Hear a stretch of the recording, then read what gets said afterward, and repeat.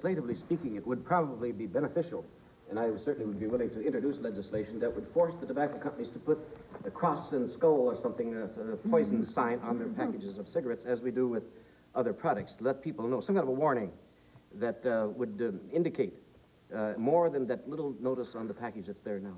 Let's beef up, in other words, the warning process. Let people know exactly how dangerous it is. Okay, we're going to let Drs. Hansen and Craig take this on. Well, I think we ought to have a ban on promotion of this addicting substances. We have an addicting promotion, you mean advertising? Advertising, promotion, tennis tournaments. Signs in the dome. Signs in the dome. We have in our society, we are pushing a very toxic substance. It's damaging, more damaging than all the other drug substances that we use combined.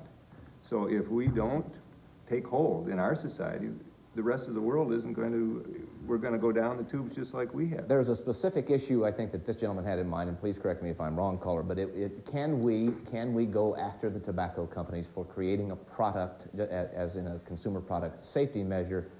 Can we attack those companies that have provided a harmful and injurious substance for our consumption? There are hundreds of court cases right now testing the liability of tobacco companies. But isn't it true that none of them have been successful so far? If anybody watched 60 Minutes this evening, right before this program, their first segment was on this same topic, people suing the tobacco companies, and the millions of dollars that the tobacco companies spend in defending their suit.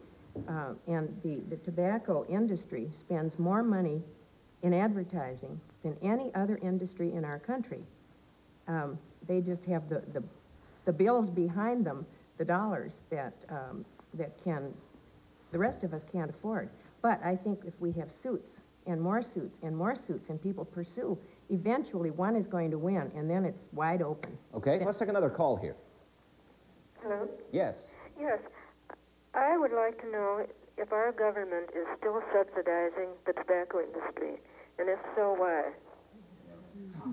The question is, are they still subsidizing, Representative Kahn?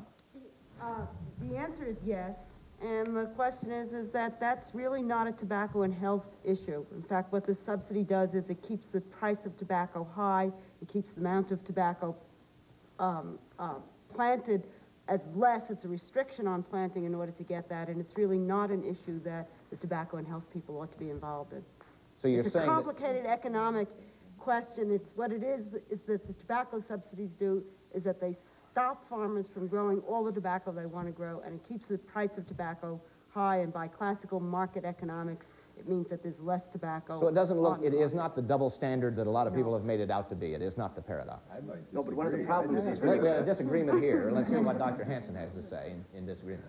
The industry is high, and it creates a great profit margin. There's a huge profit margin in the tobacco product. They're pushing a consumer product, and they've great profits. The tobacco stocks are good stocks. They're going up. There's a huge profit margin. They can promote more. They have more money to promote, to advertise, to carry on. So I don't buy that argument. Well, it's good to look at the products that injure. Just recently, didn't the federal government ban the further production of three-wheeled vehicles because it kills people? So there's certainly a precedent for banning a particular product because of its danger to health. So I think maybe we could start thinking along those lines. There is no positive value in tobacco. None whatsoever. Other substances that, you know, if we eat too much, there's some positive value in eating. If we use alcohol, there's some calories and other positive value. It can be abused, but in tobacco, there is no positive value. There's lots of tobacco money going into political campaign contributions. I don't disagree with that statement. What I said is that the purpose of the tobacco subsidy, though, is to limit the amount of tobacco that's grown. It doesn't do it. It does. It doesn't work. It doesn't work. Dr. Hanovich is saying here in the corner that the real damage is done by the message that is sent to the public, that the government is involved in any sort of support of those people who grow tobacco. We're going to have to take another call. This is a sensitive issue, and we want to get some of the people on this end, the left field bleachers, involved in this this concept. All right, could we have the next caller, please? Hello? Yes, go ahead, sir. I've been smoking for about 15 years, and I've tried quitting cold turkey several times and succeeded for varying periods of time, but never completely. And I was wondering if any of the people on the panel who've quit smoking have succeeded in doing so by gradually phasing cigarettes out of their lives. Belfiore, Yes, you have done the same thing. Yes, that was a number of years ago. But what happened was I, first of all, changed jobs. I had been smoking in a hospital setting, and I changed jobs and told them that I didn't smoke, so that cut that out. And then my husband quit, and so I felt that I shouldn't smoke in front of him anymore, so then I couldn't smoke in the house, and pretty soon I got myself into a corner where I didn't have very many opportunities to smoke, and still had my neighbor up the street who I could run to and bum cigarettes and all. But eventually, I did very slowly taper off. It is true that most people do succeed only when they go cold turkey. But then there's some of us, and we're all individuals, we're all different, who can very slowly, you know, in blocks, like I did, phase it out of their lives. It's probably not the best thing to do, but it does work for some people. Okay. Ms. O'Connell, you have an opinion on this as a smoking cessation specialist? I think it's important for people to remember that even cutting down is a measure of success. Sometimes people tend to look at it as, you know, success or failure, and for the people in the documentary or the people in the public, if they do try and they cut down, maybe next time it's going to be a little bit easier and they're going to be able to quit. Any move in the right direction is certainly going to be an improvement. Yes. I'd like to comment about the concept of cold turkey, and I think one of the things that's very confusing about cold turkey, I do lots of smoking cessation classes, and whenever we ask how long have you been thinking about the issue of quitting smoking, 5 weeks, 3 months, 6 months, 3 years, 5 years? If all of us think back to our own quitting experience, I must say, even though I was a health practitioner and smoking in a hospital setting, I had been thinking of quitting for at least 4 to 6 years before I actually quit 13 years ago. So the concept of cold turkey kind of gets negated because there is no cold turkey. The cold turkey I preach is the last cigarette you smoke, because many of us are getting ready for it in our heads before we ever deal with the issue. Okay. Yeah, I think she mentioned a very interesting point, is that preparation standpoint. People do prepare to quit, and they need to do it over a period of time. Some people it takes a matter of weeks, some people it takes a matter of years. You saw some of the people in the documentary.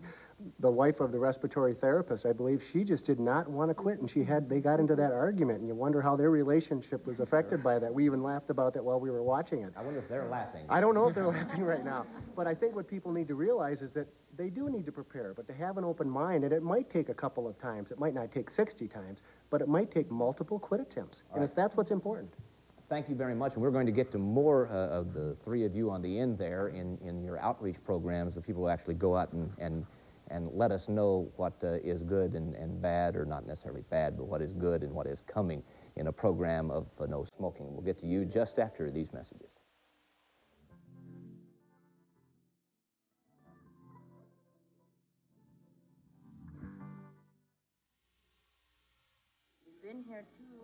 Kathy Durham looks cool under pressure, but just because her blouse is dry doesn't mean she smells good.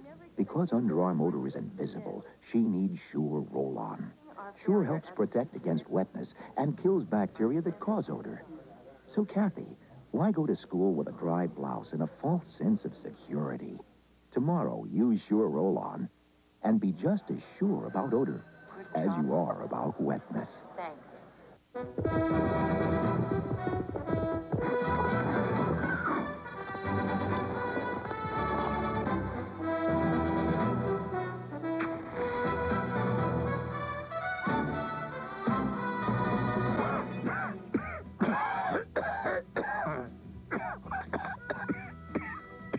No wonder cowboys are a dying breed. If you need help quitting, tune into Project Quit and take control of your life.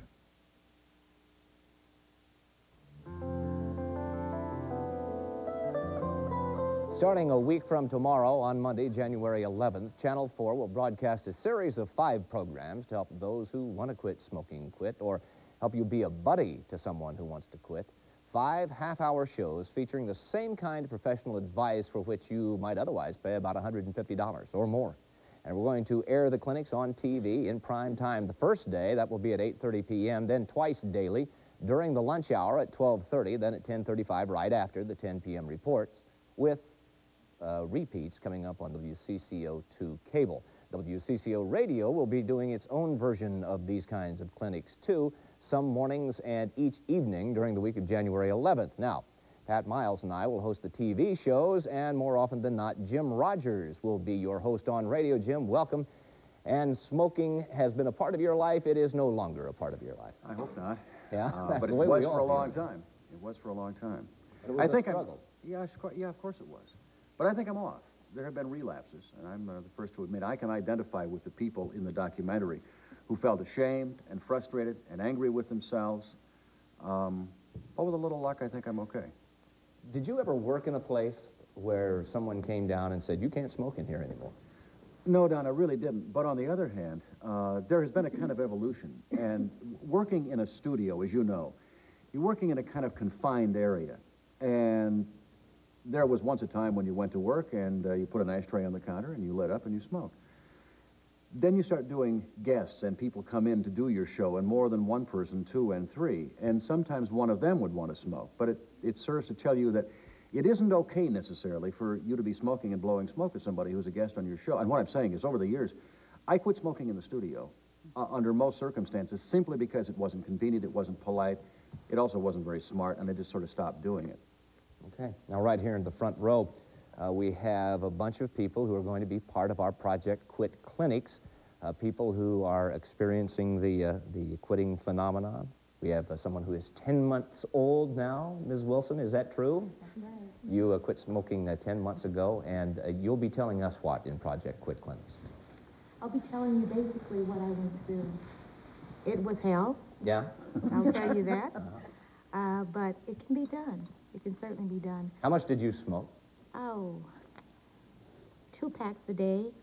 And if I played cards at night, sometimes up to 2.5 to 3 packs.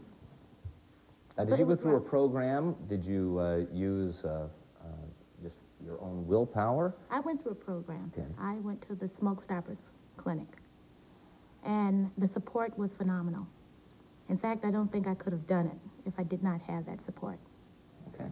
It was rough, but I would advise anybody who smokes to quit. And Doctor, you from the Metropolitan Mount Sinai Medical Centers. Now, what can you add to the Project Quit clinics? What do you know about this? Well, that if you want to quit, you can. That's the main thing, making that decision. And for me, the decision I had to make was I could not do it alone. So I joined the Smoke Stopper program.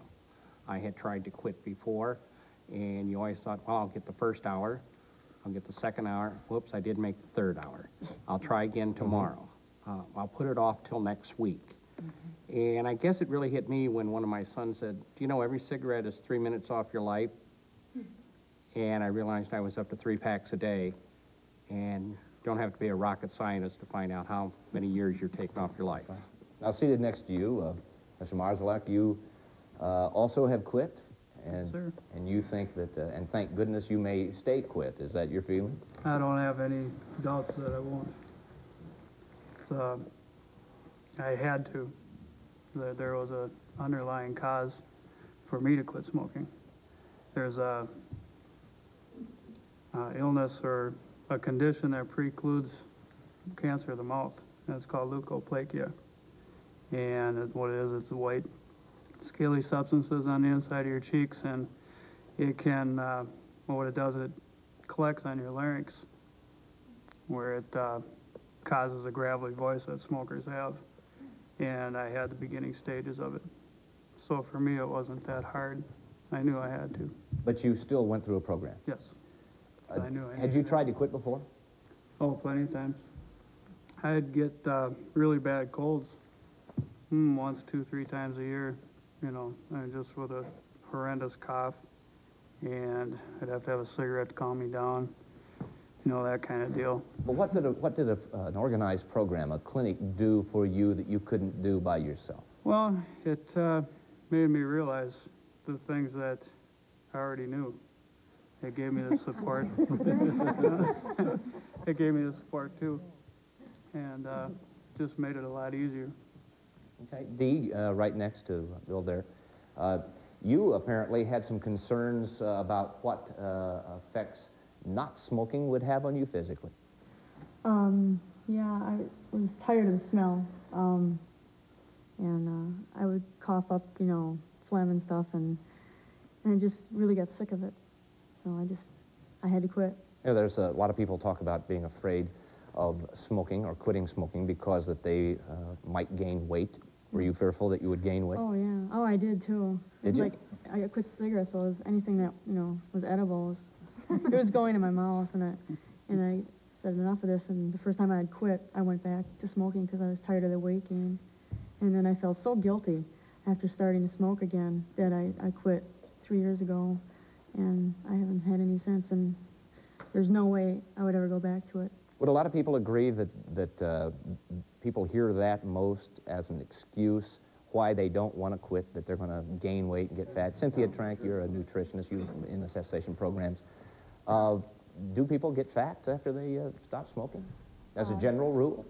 Usually a third of the people will gain like 5 pounds, a third of the people will lose 5 pounds, and a third of the people will stay the same. And so weight gain usually isn't a problem if you watch what you eat. The reason why people will crave tons and tons of sugar and want to do substitution, for one thing, they're orally wanting to gratify something, and for another thing, nicotine causes an upsurge in your sugar inside your body, and so you can substitute the urge for cigarettes with sugar. And so a lot of people will end up gravity feeding on sugary foods. And so you have to avoid sugar, and you can be a whole lot healthier and happier too. Ruth Holleran, you're going to be helping us put these clinics on. If someone is at home watching this thing and says, no, I tried to quit before and I just got big as a house, and I'm just not going to try it again because it's too embarrassing and you have to buy a whole new wardrobe, what do you tell them? You don't have to gain weight, but you have to do some other things to help with this oral urge. You have to probably drink a lot of water for a while. You have to be conscious of what you're eating, make choices to eat healthier foods, lots of fruits and vegetables in the food. And I would say to people, I think you have to start exercising.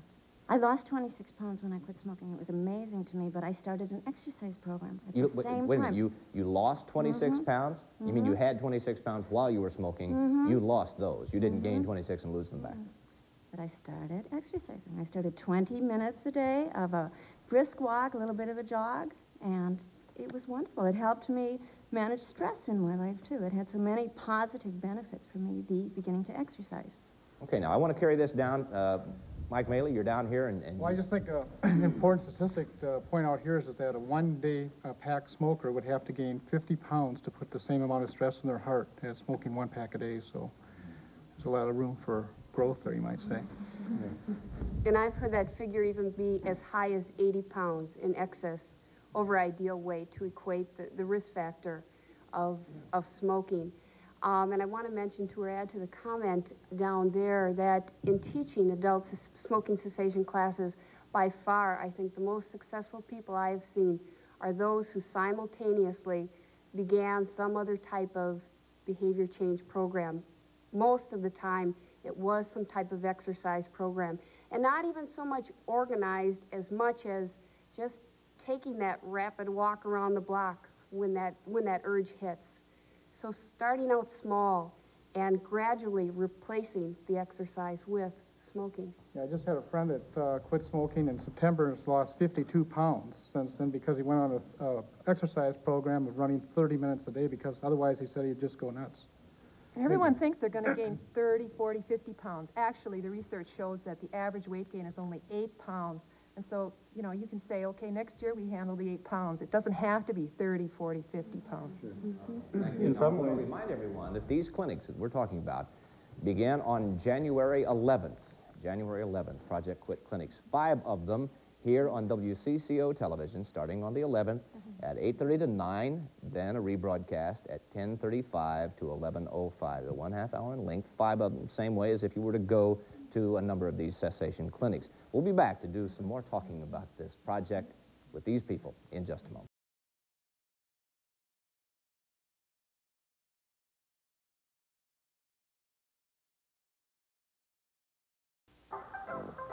Morning, sir. That was some New Year's party you threw. Gerald, the sale price on this wash is much too low. Don't you remember the New Year's party? You said, thanks to you, Highland's New Year's sale would go down in history. So I lowered the price on this washer? Actually, sir, you lowered the prices of all these appliances. Oh, no. And the stereos and those tape recorders and those receivers. Who are they? Don't you remember? You hired them at the party. Why didn't Mr. Ewing stop me? He tried. You fired him. What else did I do? Well, you knocked down the price on this GE programmable VHS video recorder with wireless remote to just $228. And you put this portable compact disc player with AM/FM stereo on sale for just $95. What have I done? Don't worry, sir. It's only for a few days. Besides, everyone's probably too wiped out from New Year's to come. You really think so? Sure. The Highland Superstore's New Year's sale, Saturday through Wednesday, January 6th.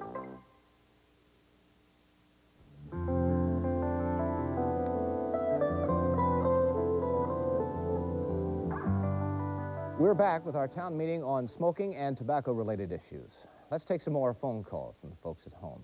Do we have a caller? Yes. Is WCCO smoke-free?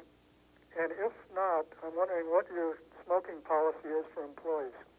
All right, well, we're going to ask Mr. Ron Hanberg, General Manager of WCCO-TV, to respond to that. Somehow I knew that would come up. Did you? You just thought that was coming. The answer to the question is the CCO television is not yet smoke-free. We are in the process now of surveying employees, I think, to find out what the mood among employees is for the extent of totally smoke-free, something short of that. There are areas of the building that are supposed to be smoke-free, the technical areas, close quarters. But we're in the process and trying to arrive, hopefully within a matter of weeks, at a decision in large measure prompted by Project Quit and the whole station's involvement in this.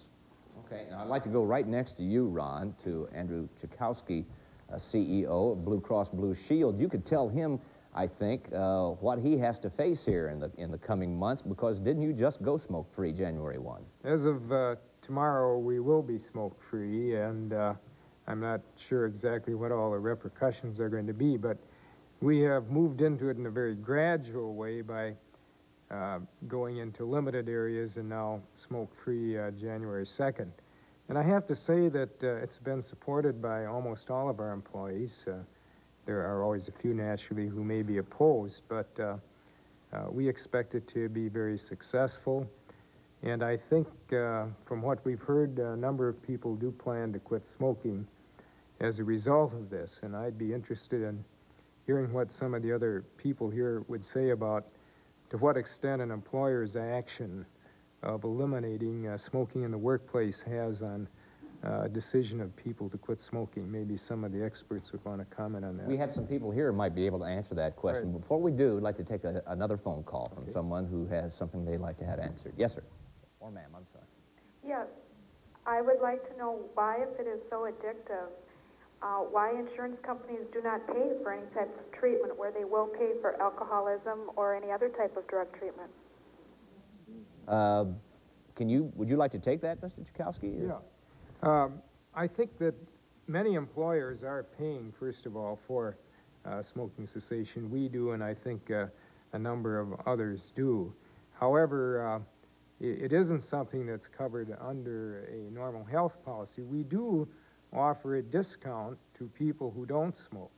So there is an incentive for people who are non-smokers to purchase coverage at a discount. And so that people who are smokers do pay an extra charge. The cost of smoking is estimated at something like $50 billion a year, so there's a tremendous cost to the healthcare system. And I think encouraging people to not smoke is something that we want to do, and we do through promotion and other things. We're very supportive of a lot of different programs to stop smoking. So that's been our approach. We'll have, Stuart Hansen. One of the things, we have not accepted this as a disease yet, smoking as a disease, but we, just as much as alcoholism 25 and 30 years ago was accepted as a disease, we need to now think of this as a disease and treat it as such.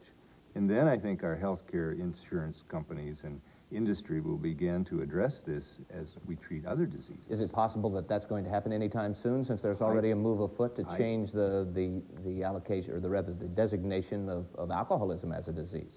I think here in Minnesota we're looking to promote that. And I think we're in a position of being able to encourage that on a national level. And if we do that, we will be much more successful in cessation and also preventing startups. Ruth, though, didn't you tell us in one of the programs that insurance does pay for a portion of the program? PHP, for example, reimburses most of the cost of our program. All right. I think it's important, however, to note that the insurance companies certainly pay for the effects of smoking. They pay for the treatment of the cancer and the emphysema and these and the heart disease. And it certainly would be prudent to, as soon as possible, get into prevention and paying for the smoking cessation programs. Thank you. We're going to take another call. Are you there, caller? Yes, Don? Yes. Thank you. You bet. My question focuses on what might we do as far as preventing young people from beginning to smoke. I'm talking about programs that reach high school, junior high, and even elementary age children. And what is being done in the high schools as far as smoke-free environments? Do high schools permit students to smoke? If so, isn't that just giving an okay to smoke? What is being done in those educational facilities? All right, we have someone chomping at the bit here. Dr. Craig, you go ahead and start on that. Gretchen should be answering this also. Yes, we'll get to Gretchen in this phone Children that are starting kindergarten this year will be graduating in the smoke-free year of 2000. So we're emphasizing a program starting with these children in kindergarten, and it will carry through and follow them through all of their years. Yes, there's a lot being done in the schools, but the important thing is to get some teeth in our regulations that does not allow smoking in schools, and this starts with the staff and with the teachers. All right, we have some very interesting people in the top row of the bleachers here to talk about that. We'll be back, continue the discussion on smoking and schools and youngsters, where the real issue may lie at this point in our time. We'll be back in just a moment.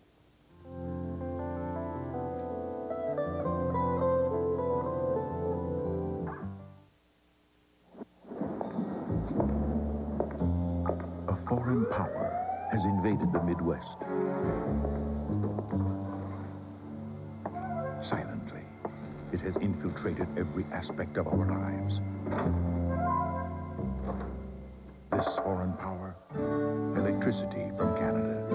NSP buys this electricity when it's cheaper than producing it here to save you money. Creative energy, NSP. Coming up this Weekend Newsday, we'll give you plenty to think about and argue over. We'll examine an essay by a St. Paul man that says pornography is addictive and harmful to men and eventually self-destructive. We'll talk about the problems caused by older drivers on Minnesota roads and look at a plan to improve their driving skills. And on the anniversary of Elvis Presley's birthday, we'll talk to an Elvis impersonator who's even had surgery to look more like the king. Join us on Newsday each day at 4:30.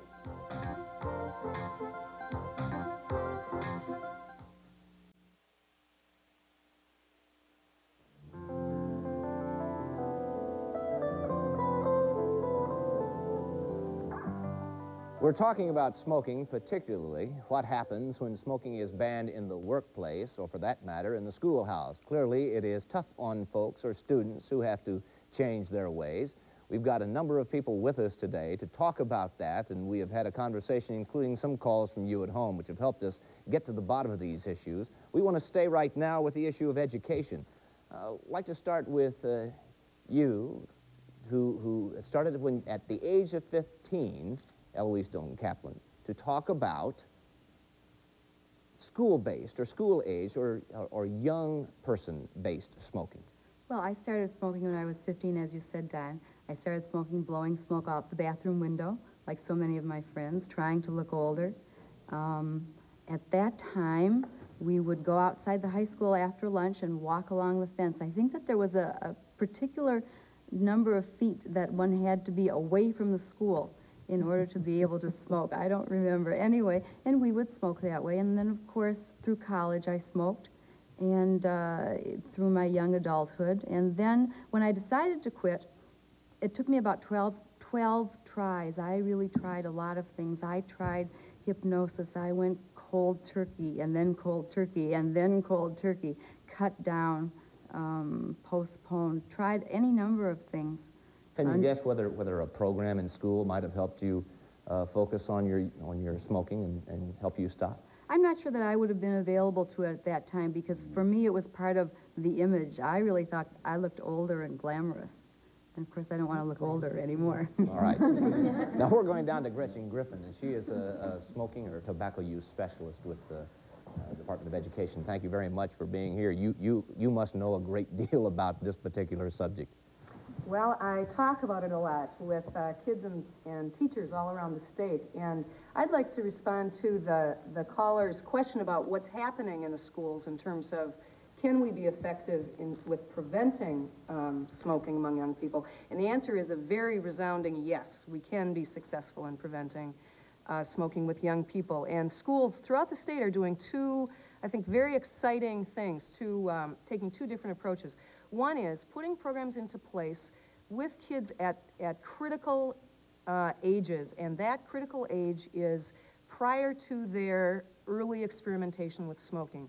And we have good solid research that says if you hit kids with strong prevention programs between the ages of about 12 and 14, and if the messages you give them have to do more with the social effects of smoking and the immediate effects and the fact that there are many, many benefits, even at the age of 12, to being a non-smoker, that those sorts of approaches can be very effective. The other thing that you need to do with those messages is give kids the skills to refuse the offer of tobacco when it comes from their friends, because smoking is essentially a social phenomena.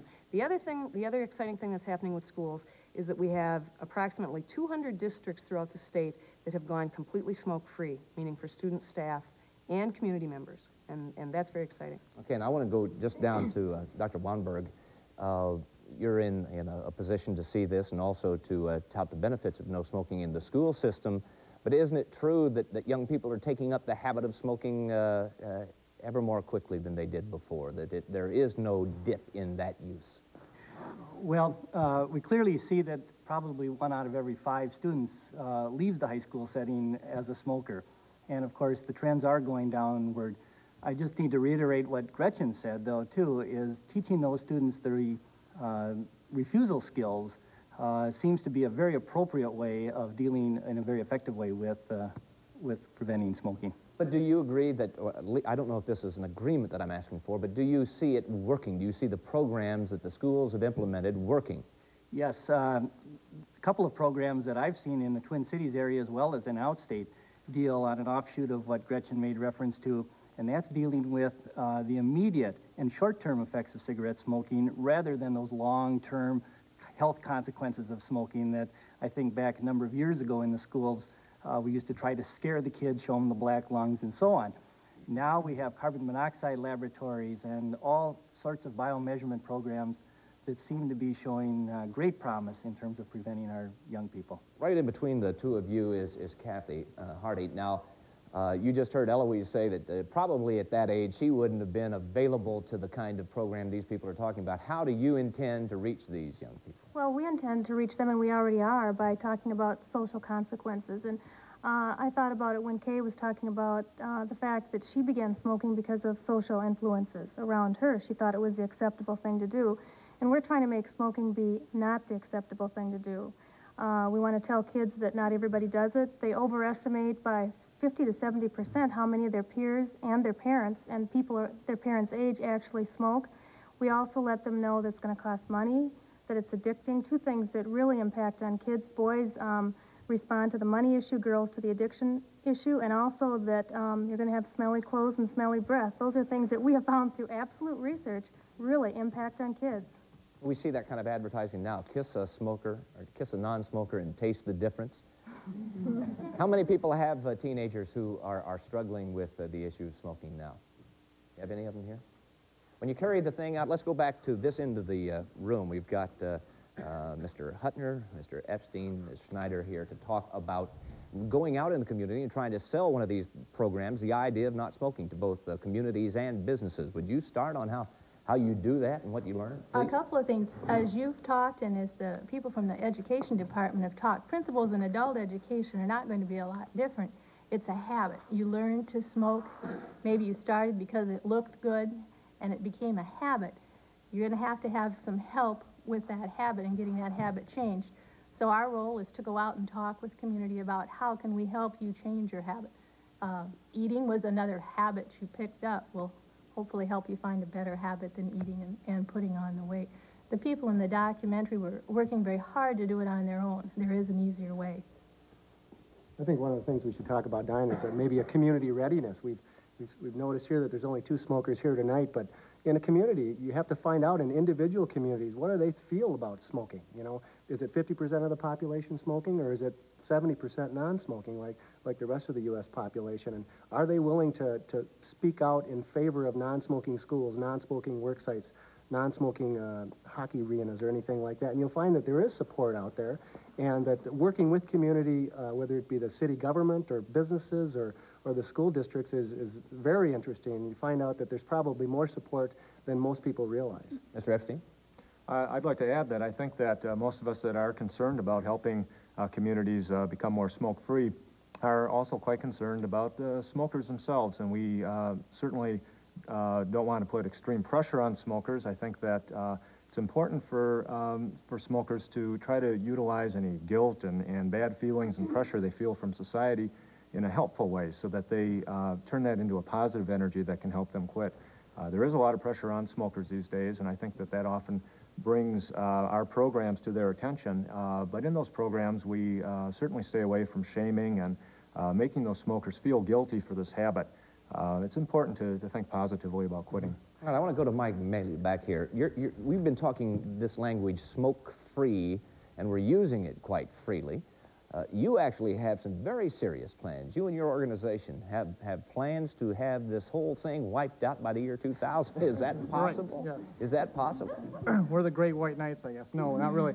We're working with, this whole community effort that Patrick and a number of others have been talking about as far as the state of Minnesota and generating that environment where there's a great amount of involvement and interest in this whole issue of becoming a smoke-free society. And I think what we've been talking about is the schools and hospitals that Judy works with a lot, et cetera, employers like Blue Cross Blue Shield, American Cancer Society, et cetera, all of those organizations getting on the bandwagon and realizing, yeah, there is a real benefit to going smoke-free, and there's a lot more support out there as far as a community-wide effort towards going smoke-free as a total state. And I think a lot of things that we've done, not only with Representative Kahn and McDonald, et cetera, as far as legislation, but the whole environmental change that's taking place in the state of Minnesota is very positive. We're going to be one of the first states, possibly, at least to the issue where it's gone now with the Metrodome issue, as far as advertisement in one of the major sports arenas in this state, and that's one of the first to take it on, that whole issue.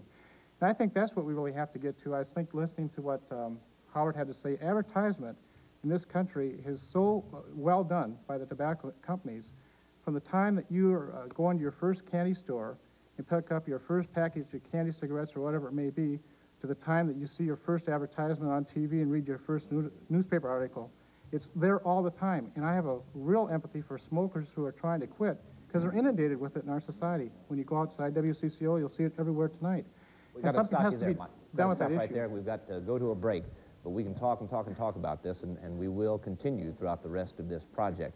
We'll be back with more discussion right after this.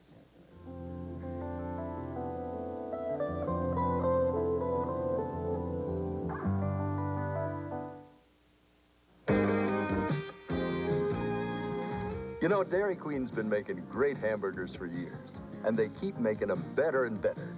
Take the DQ Bacon Cheeseburger. They start with a juicy DQ home-style patty, then top it off with melted cheese and bacon. The DQ Bacon Cheeseburger, now only 99 cents at Dairy Queen. Looks like they've topped themselves again. We treat you right. Did you know you can get more Bears on the line here than in Chicago? Because NSP electric rates are 37% less.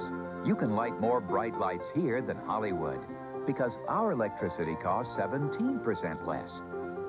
And you can do more business here for less than even Wall Street. Because NSP electric rates are among the lowest in the country. And isn't this a good place to be? Creative energy, NSP. Tonight is only the beginning of Project Quit. All this coming week, there will be items about smoking on the 10 p.m. news and the documentary Where There's Smoke will be repeated at 11 p.m. next Sunday, January 10th, for those who missed it or just want to see it again. The 5 Quit Smoking broadcast will run twice a day, starting 1 week from tomorrow at 8:30, then again at 10:35, Monday, January 11th.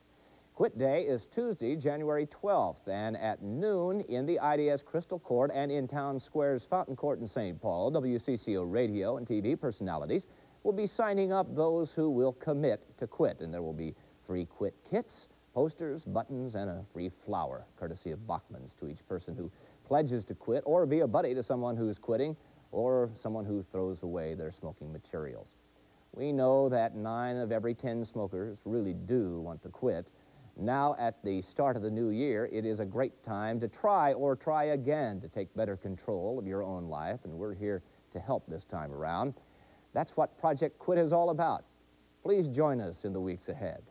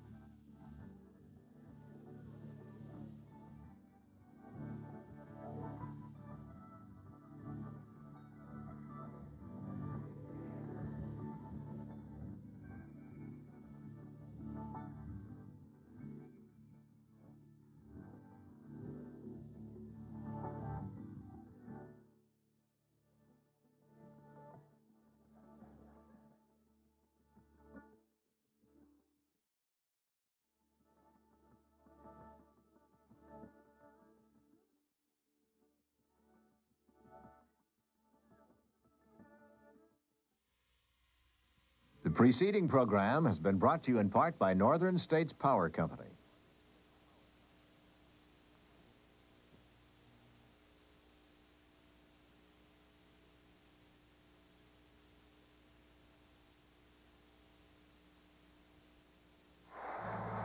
Coming up on tonight's 10 p.m. report, the Vikings continue their Super Bowl quest following today's surprise win over New Orleans.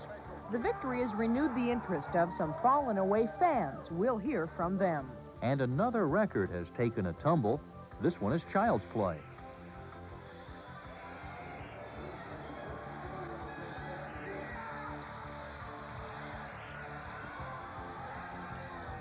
Those are just some of the stories coming up on tonight's 10 p.m.